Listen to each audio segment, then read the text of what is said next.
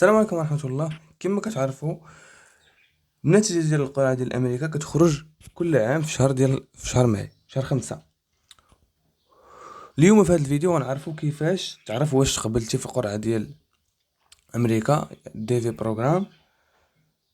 قبل ما نبداو خلي معاك لايك وابوني وبارطاجي الفيديو مع صاحبك باش يشوف راسو واش قبل. نبداو اول خطوة، كتدخل جوجل، كدير هاد اللين اللي غنخلي لك في الديسكريبشن. كتدخل اول لين كيطلع لك هاد الواجهة. حنا اش كنجيو كنديرو اول مرحلة اللي هي تشيك.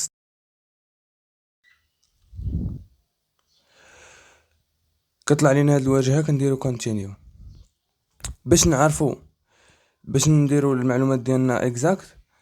كنجيو اول حاجة كنديرو هنا الكونفيرميشن نمبر اللي هو هذا، كتكون فيه 2026 وشي ارقام.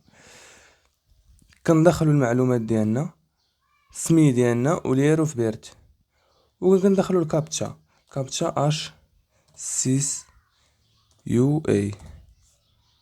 كنديرو سبميت. الا طلع لينا هاد الميساج has not been selected، يعني انك ما تقبلتيش، حد اوفر في مره اخرى. ولكن الا طلع لك has been selected كيعني انك راه تقبلتي، وفي هذيك الحاله كيعني انك خاصك تبدا الاجراءات. دونك كان هذا هو الفيديو على السريع. الفيديو الجاي غادي نديرو للناس اللي تقبلوا شنو هما الاجراءات اللي غادي يبداو يديروا.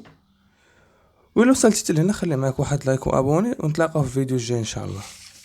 يلا كان هذا هو الفيديو ديالنا.